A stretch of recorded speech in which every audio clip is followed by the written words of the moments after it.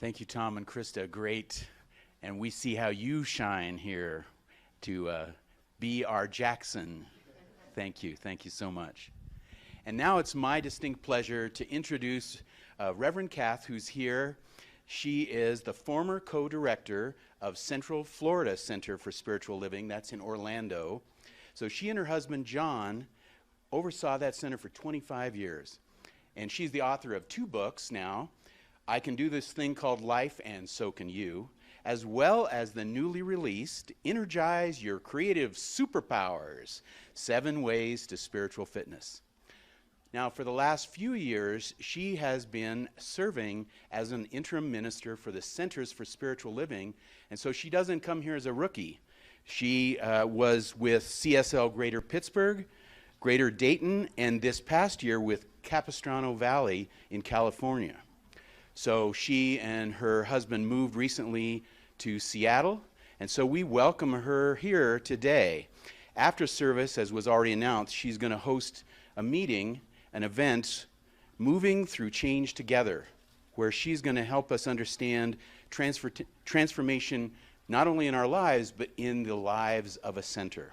So I'm already inspired, having met her just this morning in person.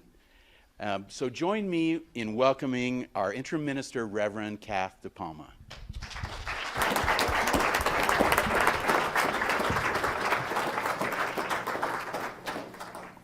Good morning. It's really touching to be received so well when you don't even know me. I'm really happy to be here with all of you and to serve you in this way. And so today we're talking about 3 things. One is, the title was The Ultimate Fear Buster, which is love. And you know, we all know how debilitating fear can be. And love really is the only thing that can break through that. The second thing we're going to talk about is something wonderful is happening. And I'll never forget this story told by one of my colleagues. Some of you have heard of him, Dr. David Bruner, who has the center in San Jose. And he told the story of a friend dropping, one of those expensive keys to a car, one of those expensive cars. You have those kind of keys, and this guy was out boating and dropped it in the water. And one of his friends yelled out, "Something wonderful is about to happen." I'll just never forget that story because it's so great. And the third thing is what does Spirit want? What is Spirit about? I think it's important for us to look at that, this mind, infinite mind that is continuing to create. All it's doing, it's continuing to create. So those 3 points are what we're going to be talking about.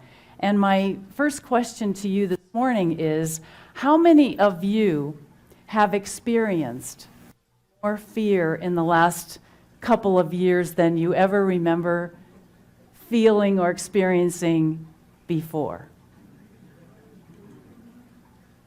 How many of you have lost a loved one? More than one person? Yeah.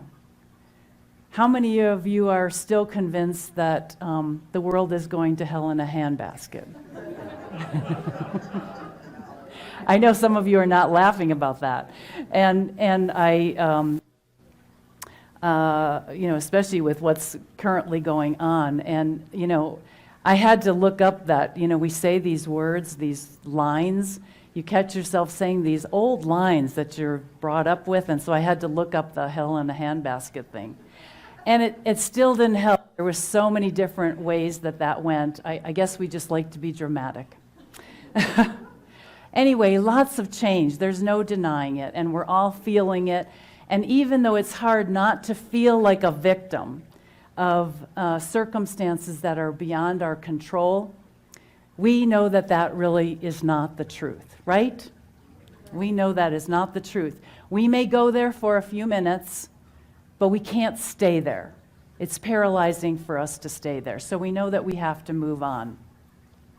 And I love the Dr. Edward Villon who's our spiritual leader for CSL, Centers for Spiritual Living. In January at the conference, he relayed someone saying that it's not currently, but we're getting out and about a little bit more. But he said, his friend said, it's like the universe sent us all to our rooms to think about things. And it's true, you know, with an opening of time and space, there was time to think about things. There was this opening. And with an opening, you know, there becomes a greater awareness. And with a greater awareness, there comes more things to worry about, right? So what do you do with all that? You know, most people do not know what to do with all that. How do you manage all of that extra awareness? All of a sudden, everybody's awake. Okay, now what? Now what do we do? You know, this whole pandemic seems to have been about and is about bursting out of fear and old paradigms that we've been caught up in for far too long. So how do we move forward from that? Well, love is the only way. God is love. Knowing that we're all living the one life of spirit together, those are perfect places to start. We have to come from that place. And when we remind ourselves that spirit is love and spirit is about source, whatever you want to call it, universe, God, life, when we remember that it is about expansion and growth, we can get an idea of what is going on. This infinite source that is continuously thinking and is continuously creating. And we're caught up in the middle of it, too, and we're also playing a part in it. You know, if you think about remodeling, anyone remodel like a room or a home, you know, with expansion and renovation or remodeling, you know, you have to tear down, right? Tear down. You have to, there's a clearing out, there's a cleaning up, there's an opening where there wasn't an opening before, there are adjustments that have to be made. You know, big adjustments are required just to go through something like that. And the infinite mind is continuously creating. It just goes on and on. It's continually creating something more wonderful. So about a month ago, I was having a conversation with a friend of mine, Angela. She's a newly widowed wife of a really good friend of ours who was a very special and key member of our center, Richard. He passed in November, not from COVID. I don't know anybody that went from COVID. They all went from something else. Anyway, he always wanted to have a big party in Pensacola when he passed. He had cancer. And so I sent Angela some of my favorite pieces and poems so that we could get started on the planning of his celebration of life.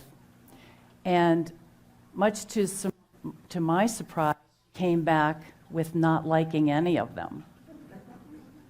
And I thought, oh, I never had anybody say that before. And at first I thought, oh, she's really in bad shape because these have helped a lot of people. So I, collected myself and I leaned in and I started listening. I just did more, I listened more deeply. I asked more clarifying questions. And as I got an idea of this, even after, almost 3 months, she was extremely upset. But as I was listening to her, I saw that she was creating something more wonderful than I had ever experienced before in the way of a celebration of life. something greater was happening right under, my nose. She was taking us both in a different direction. And her desire was to start this celebration off with celebrating him and then putting him aside, so to speak, and celebrating in love the people that were in his life that gathered together. Celebrating, and her intention is that we would form some new relationships. And it just was amazing. I mean, she was working with some of his friends. They had a paddle out. Anyone know what a paddle out is? You get some surfboards and wetsuits, and they wanted to put the ashes out into the Gulf. I didn't. It was a little too cold. There was about 7 people that made a circle, and it was just really beautiful. At the close of this big ceremony that lasted like 2 days, they made a big heart on the sand at night, and with luminaries of messages that we put on the bags, and we got to throw rose petals into the center of the heart, and it was just one thing after another. It was just so meaningfully put together. And when I was having the conversation with her, I could see that the love that they had for one another, this couple, just continued to grow. It continued to grow. I think Karen said that earlier about your loved one here in the center, that the love was actually stronger than it was before. And while we were talking and doing that planning, and while I was listening, I felt his presence. He was right there in with us, creating. It was just a magnificent experience to be a part of, and to watch someone experiencing such deep grief and sorrow, to convert it into something more, to convert it into love in the creation of this weekend. So, it was a beautiful example of what love can do when we work together, when we allow each other the time and the space, when we listen to people's hearts, when we, stay open to the greater thing that's trying to happen, to something greater trying to happen. It's just amazing. So if source, whatever you want to call it, is about growth and expansion, creativity and love, then its desire is to continuously morph into something more through and as us and all around us, to the degree that we will let it in every single detail of our lives. It wants something more. We want to just go through the to-do list and get it done. But it kind of stops us every now and then, because it's we did that a million times already. It's time for something else. It wants to do things differently. That's why each and every one of us is a unique expression of spirit, like no other. It never does things the same way, never does things the way they've done before, never repeating the same thing over and over again. What we are feeling, this unrest, this upheaval that we're feeling within the homes of ourselves, the sacred space that is us, is really the adjustments that we are being called to make, because evolution is happening in us. It's happening right here. We are seeing it in motion. Things have sped up, and we are experiencing evolution firsthand, awake, alive, and I'm going to add enthusiastic, right? We're doing our best. We're all doing our best. So, what we often forget in times of great change is that we played a part in the creation of them. We called the change into being. We may not like how it looks at the moment, but we all played some part in it because we're living the one life of spirit. And the second thing that we forget in times of change is that we do not have to sit on the sidelines waiting for something to happen or waiting for things to get better. We don't have to sit passively on the sidelines. We can get right in there and play. We can get right in there and create, co-create what we want. You know, the sooner that we acclimate to the changes going on and get with the program of life, not our program. Unfortunately, we like to be living our own program. But when we get acclimated to what's going on and get our bearings and get with the program, the faster we can do that, the better. Instead of, complaining or doing nothing or feeling like we have to wait. Anyone feel like they're waiting for things to get better? I mean, I know. I caught myself, for a time, and I'm like, well, wait a minute. You just can't do that. There's something more. And so what we can do is we can strengthen our spiritual practices. We can put, a greater priority on our spiritual work. We can continue to be open to understanding what's going on, to learning. We can appreciate the process because this is the journey. The adventure is this is the journey. We have to learn to really get into what's going on. And we can come to the table with our strength and our courage and our confidence to the best that we can muster up. Come to the table with our wholeness rather than our brokenness. Because there really is, something more to us than that. So we can be a creator with and as spirit.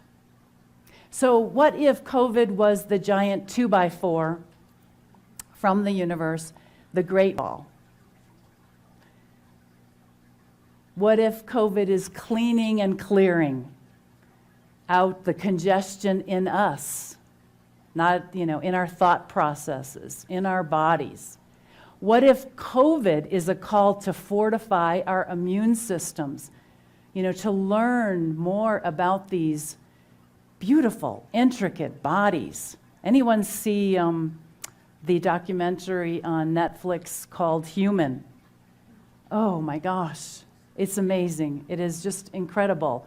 If we learn more about just these bodies and how we can take care of them better and how we can give them what they need so they're strong enough to survive whatever we need to go through. What if this is a call to greater love? A call to greater love. I can't be sure about that, but I do know that we live in a universe that is intelligent. It is intelligence. And being born of intelligence myself, I have to look around and say, what am I missing? What more is there for me to see? I have to stay open to the fact that there is more here to know than I know. More needs to be revealed. And we're infinite beings, so we're always going to be having more being revealed. There really is a whole other life waiting to be lived by us in this now moment, in the midst of what's ever going on. Conditions are going to come and go. I used to love, my teacher used to say, the world is going to do what the world is going to do. And at first I didn't understand it, but through the years his voice just keeps coming back. The world is going to do what the world is going to do. But as eternal beings, we live forever. We live forever. We come into this world so strong. If you look at little ones, we come in so strong and ready to take on the world. And then we get caught up in the weeds while we're trying to figure it out and assimilate, what's going on. We were never meant to stay in the weeds. We were never meant to stay down. We were created to rise up again and again.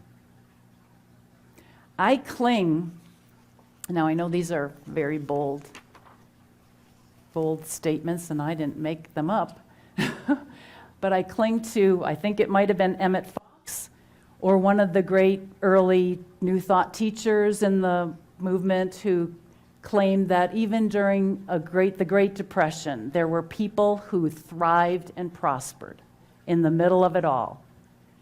Or I cling to Emma Curtis Hopkins, who says that we should be able to walk through a hospital full of sick people and go unharmed.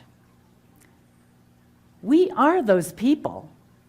You know, that describes how our lives go when we take our power back and come from love, align ourselves with Spirit, no matter what. You know, we may not be there yet.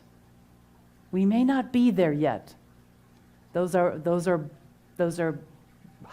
high, high levels to achieve, but they give us an idea of what's possible for us and what we can work towards.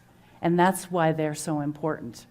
So how can we live in greater alignment with Spirit and turn each and every situation and experience into something more?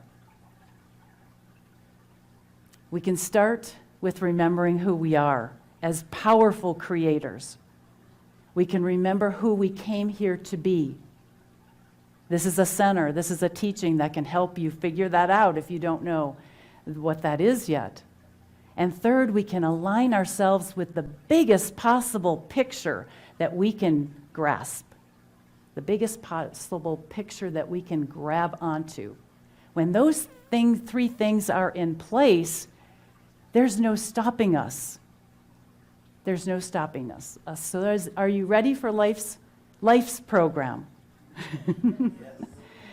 Well, I'm very, very happy to be here. I'm very excited to see where we're going to all go together, and I'm grateful to do this work with you. I invite you to stay with me after the workshop, or for the workshop after lunch. We will talk about the stages of transformation and what they mean to you individually and what they mean to this center, as we're moving through all this change, so that we can have a greater appreciation of where we're at and where things are going right now today. So making love be our only decision is the place to start. And I leave you with the words of my friend Richard, who in all situations was able to turn things around, and he always said, everything serves. Everything serves. There's no waste. There's no waste in the universe. Everything serves. So let's know this together. Let's know, take a moment, and just take a breath. And let's know that we are immersed in a presence that is so powerful. It is a perfect and divine love. And it just supports us all so beautifully wherever we are at. It doesn't matter. Wherever anyone is the perfect place for them to be. And we know that we are all extremely supported during this time, this center, all of the centers, people here, people everywhere. Everyone is beautifully supported in this time of great change and into allowing evolution to have its way with us so that we can continue to live from a greater place, in a greater place, having a greater sense of ourselves, being at peace with who we are, knowing ourselves as Spirit. So thank you, Spirit. Thank you, universe. Thank you, God. I release this now, knowing it is done, all is well, and please say with me, and so it is. Thank you. Thank you.